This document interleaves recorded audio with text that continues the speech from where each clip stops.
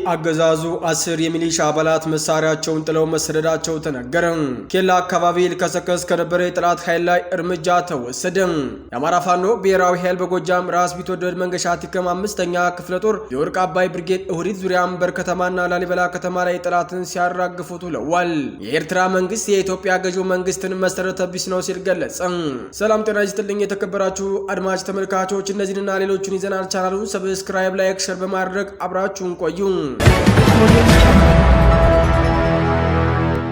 የአገዛዙ 10 የሚሊሻ አባላት መሳሪያቸውን ጥለው መሰደዳቸው ተነገረ።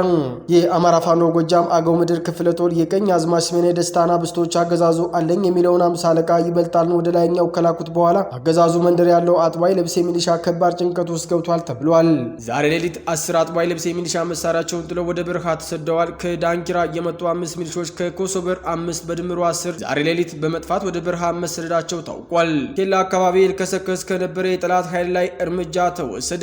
ደፈጣ ኤክስፐርቶቹ የአማራ ፋኖ ብሔራዊ ኃይል ጎጃም ቀጠና ጎጃም አገው ምድር 3ኛ ክፍለ ጦር 10 አለቃ ኤፍሬም አጥናፉ ብርጌድ ሻለቃ 2 ረመጡ ትናንት በቀን 7 2017 ዓ.ም ከጠላት ላይ በወሰዱት የደፈጣ ጥቃት ብዛት ያለው የአብይ አህመድ ታጣቂ እንደወጣ ቀርቷል። በዚህ በአዲስ ቅዳም ከተማ ወደ አንግላ ከተማ ከሚወስደው መስመር መካከል አሸዋ ቀበሌ አካባቢ ኬላ ዘርግቶ ኃላፊ አግዳሚውን እየዘረፈ ከሚተዳደረው የአሸባሪው ብልጽግና ታጣቂ ቡድን ላይ ተወሰደ የደፈጣ ጥቃት በጠላት ላይ ከፍ ያለ ሰብአዊና ቁሳዊ ኪሳራ ማድረስ ተችሏል።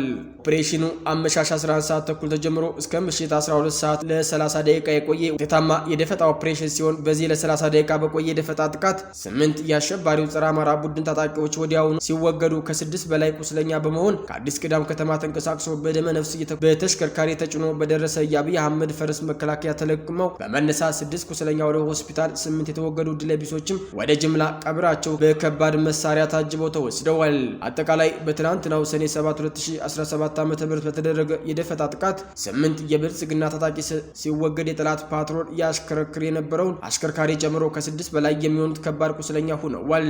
የአማራ ፋኖ ብሔራዊ ኃይል በጎጃም ራስ ቢትወደድ መንገሻ ቲከም 5ኛ ክፍለ ጦር የወርቅ አባይ ብርጌድ እሁዲት ዙሪያ አንበር ከተማና ላሊበላ ከተማ ላይ ጠላትን ሲረግፉት ውለዋል።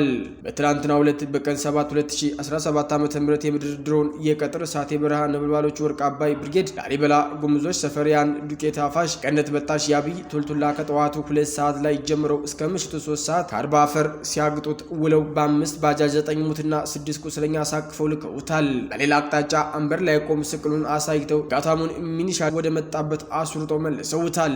የምድር ድሮኖቹ ታሪክ ሰሪዎች ወርቅ አባይ ብርጌድ ግዙፉና የጠላት ፔርሙዳ የሆነው ራስ ቢትወደድ መንገሻ ቲከም 5ኛ ክፍለ ጦር ሪፎርም አድርጎ በክፍለ ጦሩ ወታደራዊ አዛዥ ዝምተኛው ገዳይ 50 አለቃ ይበልጣል መልካሙና በክፍለ ጦሩ ሰብሳቢ በሰዓቱ ጉማጅ አርበኛ ደመላሽ አድነው መመራት ከጀመረ ወዲህ ከ10 በላይ አውደ ውጊያ በማድረግ ከተማረኩት 82 ሙትና 94 ቁስለኛ በማድረግና በርካታ የጦር መሳሪያ በማድረግ ጠላትን ድል አድርገውታል። በሌላ ዜና የአማራ ፋኖ ብሔራዊ ኃይል በጎጃም 2ኛ ተፈራ ዳምጤ ክፍለ ጦር መዝገቡ ጮቄ ብርጌድ ከ16ቱ ቀበሌ የጎበዝ አለቃዎችና ፍትህ ሰጪ አካላት ጋር ውይይት አድርጓል። የመዝገቡ ጮቄ ብርጌድ በትናንትናው ዕለት የብርጌዱ አመራሮች በተገኙበት በጥልቀት በመወያየት በተለይ ማህበረሰብ አያያዝና ፍትህ አሰጣጥ ዙሪያ የነበሩ ክፍተቶችና ጥንካሬዎችን በማንሳት የሁሉም ቀበሌዎች የጎበዝ አለቃዎችና የፍትህ አገልግሎት ሰጪ አካላት የልምድ ልውውጥ በመውሰድ በቁርጠኝነት ለመስራት መስማማት ላይ ተደርሷል። በመጨረሻም ተሰብሳቢው አካላት በማወያየት የተለያዩ ውሳኔዎችን በሚከተለው መንገድ አስቀምጧል። አንደኛ፣ የመሳሪያ ትጥቅ መግዛት እንጂ መሸጥ ፈጽሞ እንደማይቻል ውሳኔ ላይ ተደርሷል።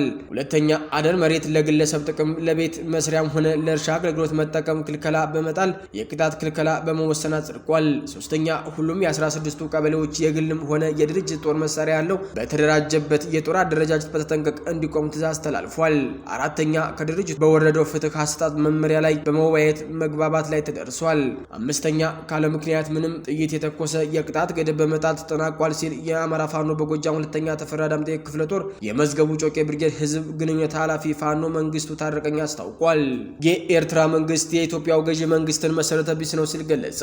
የኤርትራ መንግስት ቃል አቀባይ የማነ ገብረ መስቀል የኢትዮጵያው ገዢ የብልጽግናው ፓርቲ ባለስልጣናትና ተሳዳቢዎቻቸው በአሁኑ ወቅት እያንጸባረቋቸው ያሉት መከራከሪያዎች ከመሰረታዊ አመክንዮና ቀላል ከሆኑ የዓለም አቀፍ ህግ ድንጋጌዎችና ከዲፕሎማሲያዊ መርሆች ያፈነገጡ ናቸው በማለት ዛሬ በማህበራዊ ትስስር ገጻቸው ባሰፈሩት አስተያየታቸው ተችተዋል። የማነ በዚህ አስተያየታቸው የብልጽግና ፓርቲ ባለስልጣናት ተሳዳቢዎቻቸው ኤርትራና ኢትዮጵያ እንደገና በጀመሩት ቅርርብ ግራ መጋባት ይታይባቸዋል ብለዋል። የማነ አያይዘውም ይህ ግራ መጋባት የተፈጠረው የብልጽግና ባለስልጣናት ተሳዳቢዎቻቸው ኤርትራ በባህር ግዛቷ ላይ ያላትን የማይገሰስ ሉዓላዊ መብት በከፊል ለጨረታ ለማቅረብ ዝግጁ እንዳልሆነች ከተረዱ በኋላ ነው በማለት አስተያየታቸውን ቋጭተዋል። በተያያዘ ዜና በአብይ እና በኢሳያስ መካከል ያለው የቃላት ጦርነትና የበላይነት ለመያዝ ሽኩቻ መካከል ሁለቱም የአማራውን ኃይል ለማሰለፍ ያላቸው ፍላጎት የትግራይ ኃይሎች ከጭንቅ ለመውጣት አማራው ጋር አብሮ የመስራት ፍላጎት የኦሮሞ አማራጭ ፖለቲከኞች የቀጣዩ ለውጥ አይቀሬ መሆኑን በመረዳታቸው አብረን እንስራ ጥያቄዎቻቸው ከሌሎች ኢትዮጵያውያን ከአፋር፣ ከሶማሌ፣ ከሲዳማ የደቡብና የጋምቤላ ኃይሎች ጋር የአማራውን ኃይል እየተጠናከረ ግዙፍ ኃይል እየፈጠረ መምጣት እንደ ሀገራዊ መድን አድርገው መቁጠራቸው ምዕራባውያንን በተለይም አሜሪካን የአማራ ኃይሎች የተሻለ አማራጭ የፖለቲካ ኃይል አድርገው ማመናቸው እንዲሁም ሌሎች ጉዳዮች ምክንያት አማራውን በኢትዮጵያ ውስጥ የተሻለ ኃይል ሆኖ እንዲወጣ አስችሎታል። እነዚህን በአግባቡ መጠቀም ያስፈልጋል ያሉት የመረጃ ምንጮቻችን የአማራ ፋኖ ከውስጡ ያሉት የሌላ ኃይል ተላላኪ ኃይሎች በማስተካከል የአማራ ኃይሎች ኃይል አሰባሳቢ በመሆን የአማራን ብልጽግናም ጨምሮ መቆጣጠር የሚጠበቅበት ትንሹ ተግባር ነው ተብሏል። በኢራን ከተሞች የፍንዳታ ድምጾች እየተሰሙ ነው ተባለ። 4 እስራኤላውያን የተገደሉ ሲሆን አብዮታዊ ዘብ ኃይሎች የነዳጅ ማጣሪያ መትቻለሁ ብሏል። የሟቾች ቁጥር 10 ደርሷል። የኢራን ሚሳኤሎች ትላንት ሌሊት በእስራኤል ሰማይ ላይ አንባርቀዋል። የኢራን መንግስት ባወጣው መግለጫ ጦርነቱ እኛ አልጀመርነውም፣ ሳንደርስባቸው ነው የደረሱብንና እኛ ስንፈልግ ነው ጦርነት የምናቆመው ብሏል። የእስራኤል መከላከያ ሚኒስትር እስራኤል ካታዝ ኢራን መተኮሷን ካላቆመች ዋና ከተማዋ ቴህራን ይቃጠላል ሲሉ አስጠንቅቀዋል። በቴህራንና በተለያዩ የኢራን ከተሞች የፍንዳታ ድምጾች እየተሰሙ ነው ተብሏል። የእስራኤሉ ጠቅላይ ሚኒስትር ቢንያሚን ኔታንያሁ በቅርቡ የእስራኤል ጀቶች በኢራን ዋና ከተማ በቴህራን ሰማይ ላይ ሲበሩ ዓለም ያያልን ብለዋል። ኤርትራ ሚሳኤሎች ትላንት የሰው ህይወት ቀጥፈዋል። 4 አረብ እስራኤላውያንን ገድለዋል።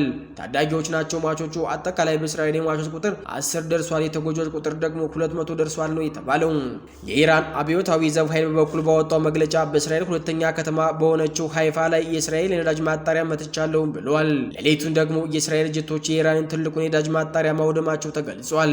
እስራኤልም ትላንት የየመኑ ሁቲ አመር የሆነውን መሐመድ አብዲ ከሪምን ገድላለች። የተከበራችሁ አድማጭ ተመልካቾቻችን የዕለቱ አበይት ዜናዎች እስካሁኖቹ ነበሩ። በሌላ የዜና ሰዓታችን እስከምንገናኝ ጤና ይስጥልኝ።